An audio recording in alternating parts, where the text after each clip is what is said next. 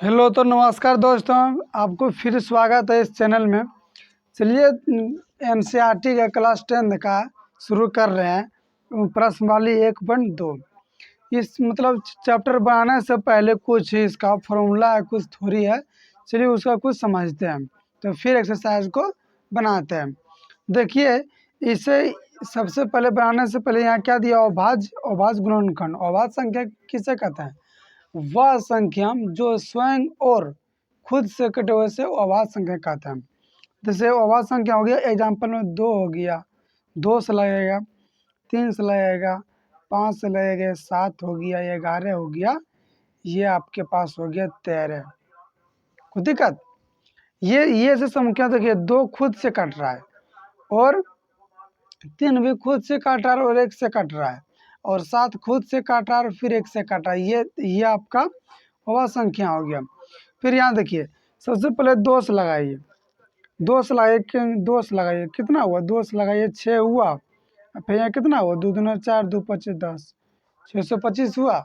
अब कितना धन से लगेगा? 3 से नहीं, फिर 5 से लगाइए, 5 का 5, 5 दूना 10, 5 25। कोई दिक्कत? अब फिर यहाँ 5 से लगाइए, 5 दूना 10, 5 25, फिर 5 से लगाइए, 5 25। अब यहाँ कितना हुआ? 2 गुना 5 गुना 5 गुना 5 गुना 5 गुना 5, कितना हुआ? 4 गो 5 है, तो 4 गो 5। कोई दिक्कत? तो यही इसी को बोलते हैं अभाज्य गुणनखंड, क्योंकि अभाज्य गुणनखंड में इसको तोड़ देना है। कोई दिक्कत? चलिए यहाँ देखिए, दूसरा में क्या है, अंक गणितीय आधारभूत प्रमेय किसे कहते हैं? मतलब प्रत्येक भाज्य संख्या को अभाज्य संख्याओं के गुणनफल के रूप में व्यक्त किया जाता है तथा यह अभाज्य गुणनखंड आने वाले क्रम में बिना अद्वितीय। जैसे इसी को समझिए, 1225 को ही लीजिए, जैसे एग्जाम्पल में लिया 32। जैसे 32 को तोड़िए, क्या दिया? 32 को 2 से तोड़िए, 16, फिर 2 से कितना हुआ? 8, फिर 2 से कितना हुआ? 4, फिर 2 से कितना हुआ? 2। अब कितना हुआ? 1 2 3 4 5 का है, तो 2 गुना 2 गुना 2 गुना 2 गुना 2, 2 के पावर 5। इसी को बोलते हैं अद्वितीय। इसे यहाँ बोला ना क्वेश्चन में, अद्वितीय होता है। ये क्या हुआ? ये आपका अभाज्य गुणनखंड। अभाज्य संख्या हो गया आपका 32, ये अभाज्य संख्या, ये हो गया आपका अभाज्य गुणनखंड के रूप में व्यक्त किया जाता है। ये आपका हो गया अद्वितीय। कोई दिक्कत? और फिर देखिए, गुणनखंड वृक्ष किसे कहते हैं? गुणनखंड वृक्ष क्या है? देखिए यहाँ देखिए, फिर 2 से लगाइए, यहाँ कितना बचा? 210। कोई दिक्कत? फिर 2 से लगाइए, यहाँ कितना बचा? 105। फिर यहाँ लगाइए, 3 से लगाइए, 3 3 3 5 15, 35 आया। फिर 5 से लगाइए, 5 और 5 7 35। कोई दिक्कत? यहाँ लिखिए 420, 1 2 2 को 2 है। कोई दिक्कत? और फिर यहाँ देखिए कितना है?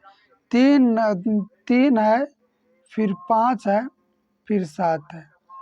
बाहरी वाले को तोड़ देंगे, इसी को बोलते हैं गुणनखंड वृक्ष। बाहरी वाले को लिख देंगे, हो गया आपका गुणनखंड वृक्ष। कोई दिक्कत? फिर यहाँ देखिए, तीसरा नंबर में क्या कहा है कि यहाँ देखिए, मान लीजिए आपके पास दो संख्या के गुणनफल बराबर, 2 संख्या गुणनफल बराबर। मान लीजिए आपको 2 संख्या क्या माना? 2 संख्या a गुना b है। कोई दिक्कत? आपको पास 2 संख्या a गुना b है, बराबर हो गया HCF गुना LCM। मान लेना है, क्वेश्चन भी मान लेना, कोई टेंशन नहीं। और HCF बराबर क्या था? 2 संख्या गुणनफल बटे LCM, और LCM बराबर 2 संख्या गुणनफल बटे HCF। क्या एक अभाज्य संख्या है? नहीं। ये पूछेगा, जब ये पूछेगा ऑब्जेक्टिव में पूछेगा, नहीं, एक अभाज्य संख्या नहीं है। एक ऐसी संख्या बताएं जो सम और अभाज्य हो। कौन है ये? 2 सम भी है और अभाज्य संख्या भी है। कोई दिक्कत? अब फिर यहाँ देखिए, एक के पावर n के रूप में दी गई संख्या की इकाई स्थान का अंक या अंतिम अंक शून्य कब होगा? यहाँ देखिए, यदि यदि a के पावर n के रूप में दी गई संख्या के अभाज्य गुणनखंड में 5 की घात वर्तमान हो और 2 की घात भी वर्तमान हो, तभी यह इकाई स्थानांक शून्य होगा। जैसे यहाँ 2 है, 5 है, अगर यहाँ है 3 तो कितना है 15। तो इकाई स्थानांक 0 लाना है तो यहाँ 2 होगा। 5 की घात वर्तमान है लेकिन 2 की घात वर्तमान होना चाहिए, तभी इकाई स्थानांक 0 होगा। अब दूसरा में यही देगा, a के पावर n के रूप में इकाई स्थान का अंक या अंतिम अंक 5 कब होगा? अंतिम अंक 5 कब? यहाँ देखिए, यदि a के पावर n के रूप में दी गई इस अभाज्य गुणनखंड में 5 की घात वर्तमान हो लेकिन 2 की घात वर्तमान हो। अगर 5 की घात वर्तमान है, 2 की घात वर्तमान है, तो इकाई स्थानांक शून्य हो जाएगा। अगर यहाँ 15 देखिए, 5 की घात वर्तमान है लेकिन 2 की घात यहाँ 3 आया, इकाई स्थानांक कितना हुआ? इकाई स्थानांक 5, इकाई स्थानांक 5 ये हो रहा है, मतलब 5 की घात वर्तमान हो लेकिन 2 की घात वर्तमान नहीं हो। चलिए अब एक्सरसाइज को बनाते हैं। चलिए बनाते हैं, प्रश्न वाली 1.2 के बनाते हैं। क्या करा क्वेश्चन में? निम्नलिखित संख्या को अभाज्य गुणनखंड के रूप में व्यक्त कीजिए। ये कह रहा है अभाज्य गुणनखंड के रूप में व्यक्त कीजिए। आपको थोड़ी में ही बता दिया है। जैसे ले लीजिए 1 नंबर 140, क्या लिया 1 नंबर में? 1 नंबर में लिया 140 लिया, 1 नंबर में कितना लिया है? 140। कोई दिक्कत? फिर यहाँ देखिए 140 को तोड़िए अभाज्य गुणनखंड में, 2 से लगाइए, कितना हुआ? 2 सत्ती 70 हुआ, फिर 2 से लगाइए 35 हुआ, फिर 5 से लगाइए 5 सत्ती 35। अब लिखिए 140 बराबर कितना हुआ? 2 गुना 2 गुना 5 गुना 7, यही आपका अभाज्य गुणनखंड हो गया। चलिए 2 नंबर का 156 दिया है, 156 को ही बनाइए। क्या दिया है? 156, 2 से लगाइए, 2 सत्ती 14, 2 अठी 16, कोई दिक्कत? फिर 2 से लगाइए, 2 तिया 6, 2 नवा 18, फिर कितना? 3 से लगाइए, 3 का 3 और फिर 3 तिया 9, हो गया न? फिर लिखिए 156 बराबर कितना हुआ? 2 गुना 2 गुना 3 गुना 13, कोई दिक्कत? या 2 के पावर 2 गुना 3 गुना 13, यही हो गया आपका आंसर। चलिए अब देखिए बनाते हैं कितना। आप 2 नंबर क्वेश्चन में क्या कह रहा है? यहाँ देखिए, पूर्णांकों को निम्नलिखित युग्म में एचसीएफ और एलसीएम ज्ञात करना है और जांच कीजिए कि दो संख्याओं का गुणनफल बराबर एलसीएम गुना एलसीएम एचसीएफ गुना एलसीएम होता है। दिया है कितना? 26 और 91 दिया है। 2 नंबर में क्या दिया है? 26 और 91 दिया है। कितना दिया है? 26 और 91, कोई दिक्कत? तो ये सबसे पहले 26 को अभाज्य गुणनखंड में तोड़िए, कितना हो? 2 से लगाइए 13, आप किसी से नहीं लगाएगा। फिर कितना से लगाएगा? फिर 91, फिर लगाइए, कितना से? 7 से लगाएगा, 13 91, आप किसी से नहीं कटेगा। 26 को लिखिए, 26 बराबर 2 गुना 13, फिर 91 को लिखिए 7 गुना 13। सबसे पहले देखिए एचसीएफ क्या होगा। सबसे पहले एचसीएफ कितना होगा? जो दोनों में कॉमन होगा वही आपका एचसीएफ होगा। 13 हो गया आपका एचसीएफ, कोई दिक्कत? आप देखिए एलसीएम, एलसीएम में देखिए क्या होगा।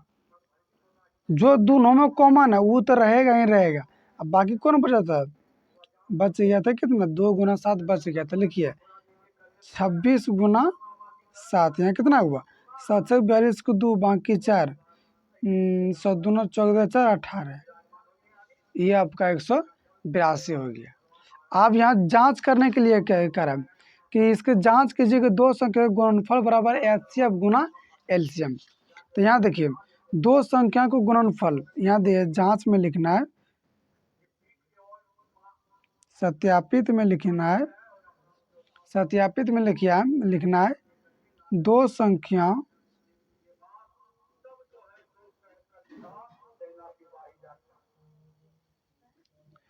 संख्या का गुणनफल दो संख्या का गुणनफल बराबर क्या होगा? दो संख्या का गुणनफल बराबर होगा HCF गुना LCM। कोई दिक्कत? तो दो संख्या कितना है? दो संख्या दिया 26 गुना 91। दो संख्या यही ना, 26 और 91। आपका HCF कितना आया? HCF 13 आया और LCM कितना आया? LCM 32 182 आया। ये दोनों गुना करिएगा, ये दोनों गुना करिएगा तो कितना आएगा? 23 आएगा और 66। ये भी दोनों गुना करेगा 23 और 66। देखिए दोनों बराबर आ गया ना। यही इसी को बोलता है जांच करने के लिए। चलिए बाकी बात आप क्वेश्चन को बना लीजिए। 2 नंबर है, 2 नंबर बना लीजिए, 3 नंबर भी बन जाएगा, सेम टू सेम बनेगा। चलिए 3 नंबर क्वेश्चन क्या करा है? अभाज्य गुणनखंड विधि द्वारा पूर्णांकों की LCM HCF और LCM निकालना है। क्वेश्चन करना है LCM और HCF निकालना है। आवृत्ति दिया है कितना? आवृत्ति 3 अंक दिया है कितना? 12, 15 और 21। कितना दिया? 12, 15, 21। सबसे पहले क्या करना है? सबसे पहले 12 के तोड़िए अभाज्य गुणनखंड में। 12 के तोड़िए, कितना हुआ? 2 से लगाइए 6, फिर 2 से लगाइए 3, हो गया। फिर 15 के तोड़िए, 3 से लगाइए, 3 5 15। फिर 21 के तोड़िए, 3 गुना 7। कोई दिक्कत?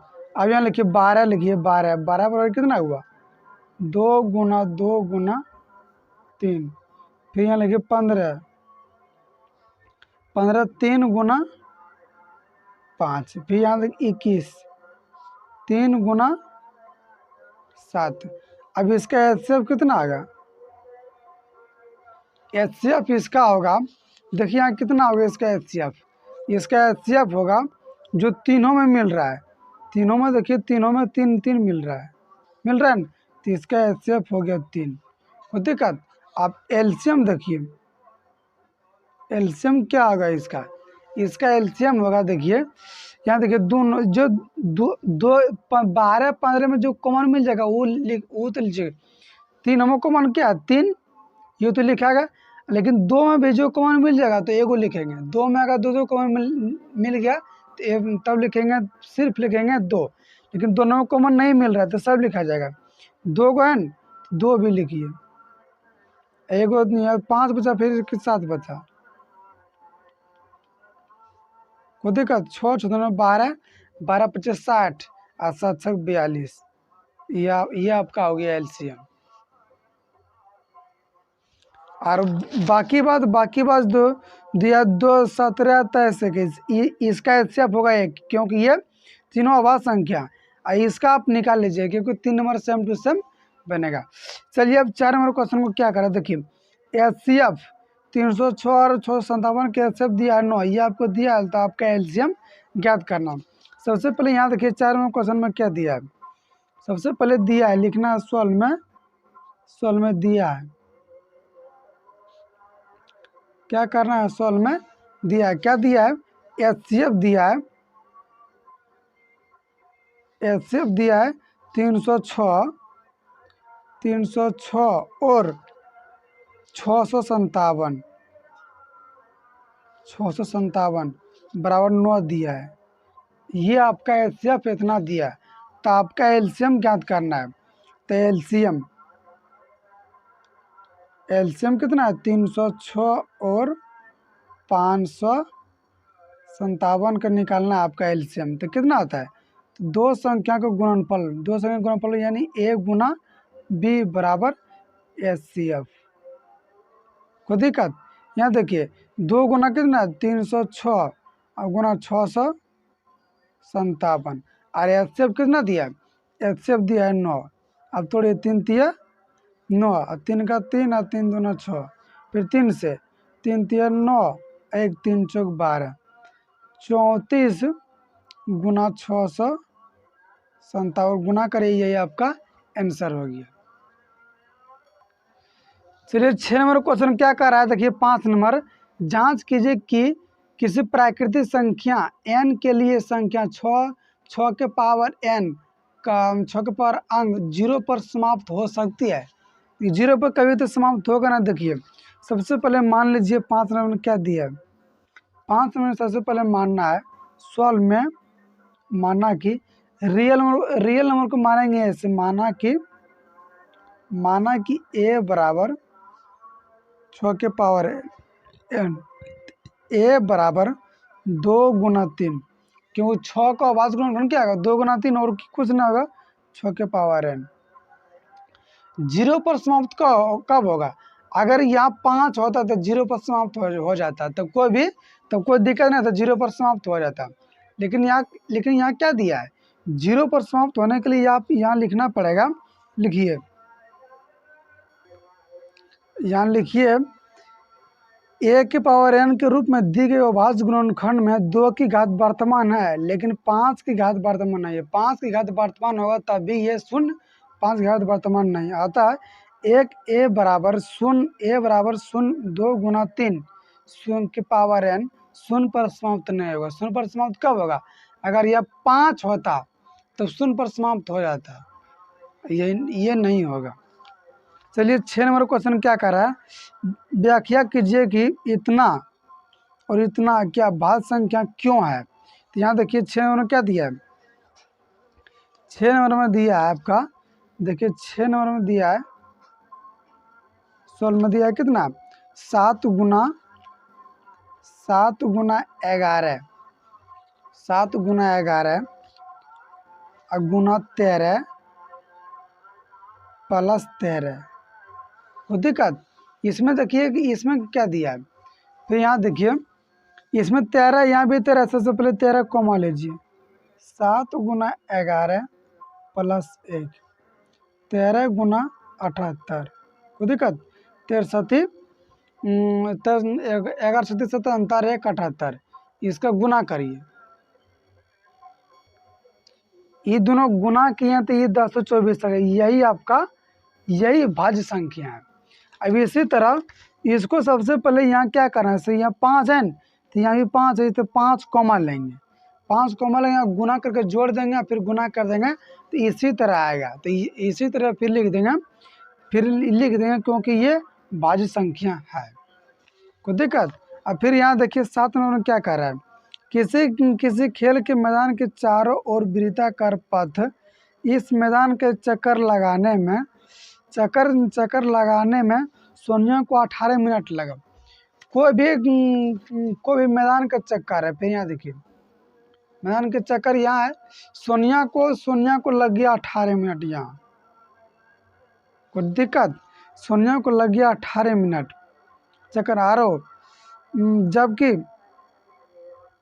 12 मिनट रवि को लगता है 12 मिनट, और फिर इसी के चक्कर को घूमने में रवि को लगता है 12 मिनट, और फिर इसी के चक्कर को घूमने में रवि को लगता है यहाँ 12 मिनट। 12 मिनट कितना स्थान के बाद पुनः वह मिल जाएगा। तो इस क्वेश्चन करना है 12 और 18 का एलसीएम निकाल दीजिए, भाग विधि किसी भी तरह से निकाल दीजिए। 2 से लगे 6 8 9, फिर लगे 3 से 3 गुना 6 और 3 3 9, और फिर 2 गुना 3 गुना 2 गुना 3, 2 दिया 6 और 6 6 के 36। यही आपका 36 मिनट के बाद सोनिया और रवि के इस चक्कर में मिल जाएगा 36 मिनट के बाद।